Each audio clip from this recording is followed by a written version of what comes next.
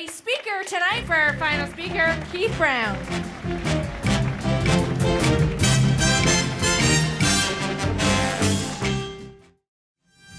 Hey guys, how's it going tonight? You guys having fun? Yeah! That's what I'm talking about. By the way, can we have a huge shout out to Paula and Victoria for putting on such an awesome job?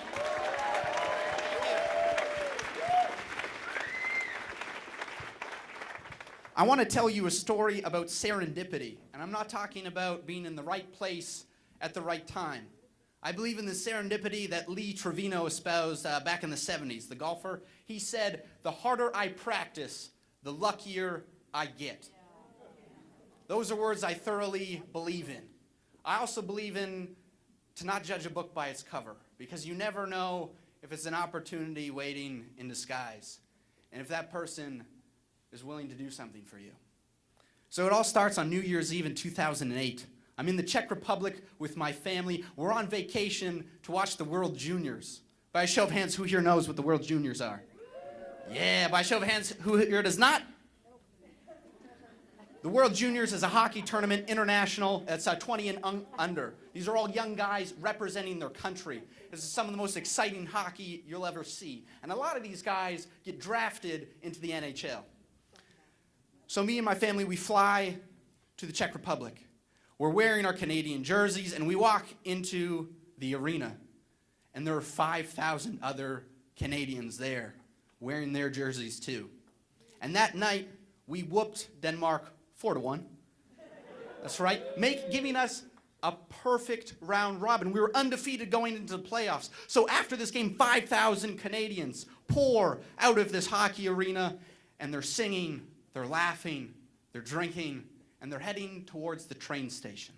Because the tournament was held in a town called Pardubice, about an hour train ride outside of Prague, where most people were staying.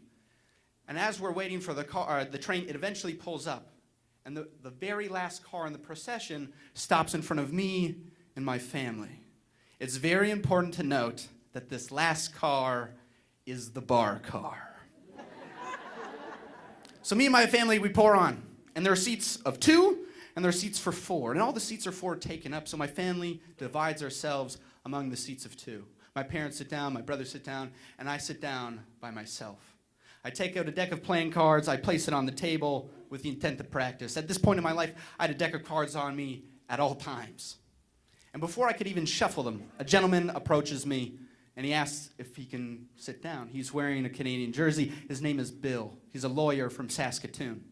And we start talking, and eventually Bill notices there are playing cards on the table, and we're on the bar car. So he says, hey, Keith, do you want to cut for high card? Aces are high. Low man has to buy the drinks.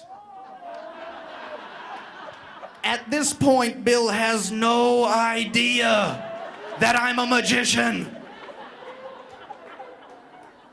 So I look him right in the eyes, and I pretend to think about it. Sure, yeah. Can I cut first, though? Of course, he says yes. Yeah. So I start shuffling the cards, and as I shuffle, one card spins out of the deck. It lands in front of Bill. At first, he thinks this is a mistake, until a second card spins out of the deck, followed by a third, followed by a fourth. And they make a nice pile in front of him on the edge of the table. And he flips them over. He has the 1, 2, 3, 4 aces. After a very long moment, Bill mustered up the courage to say, I guess I owe you a drink. So I take the aces back, I shuffle the cards, and we continue talking. Again, Bill is still processing this. And the bar is at the very far end. And the line is getting so long that it's approaching my table. And a young man, his name was Carl, he was 23 at the time, is walking towards the end of the line. And as he's walking towards the line, he sees me. He sees the playing cards. He knows we're on the bar card. And he says, hey, kid, do you want to cut for a high card? Aces are high. Low man has to buy the drinks. So I look over at Bill, who doesn't say anything. I'm like, yeah, sure, Carl. Yeah, let's do it. So I cut the cards, but not once. I cut them 2, 3, 4 times. And Carl's like, dude, what are you doing? You're only supposed to cut them once. And I was like, Carl, but what if I have the 1, 2, 3, 4 aces. At this point, Carl loses it. Oh my God, get this, get a drink, holy sh... Things of that nature. Now, the table of 4 across from us has seen everything. They know that something is up, so they say, hey kid, you get over here and you show us what you can really do with that deck of cards. So I performed for this family for the remaining 45 minutes of this train trip. And while this is happening, Bill has got up and he's found my father and they're talking. And he asked my dad, do you know who your son's performing for right now? I have no idea. Family on vacation enjoying the hockey. Bill says, no, that is Cindy Holland. Those are 2 daughters and her 2 sons. The only person in the family that is missing is Ken Holland, the general manager of the Detroit Red Wings. He was out scouting players, so I performed for this family again. I have absolutely no idea who they are. I just think it's a family and it's a chance, an opportunity for me to share some magic, hopefully brighten someone's day. Well, we hang out again. I find out who they actually are, and we hang out again during the week, and we swap contact information. We say after the tournament, let's keep in touch. We had so much fun here, let's keep in touch. And for months, I do not hear from the Hollands. And eventually, in July, I get a phone call from Cindy.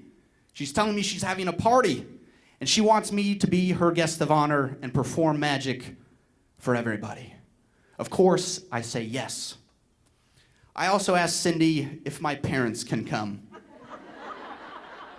Because at the time, I was 16 years old and did not have a license. So in the middle of the week, in September, my parents picked me up from school and we drove to the States.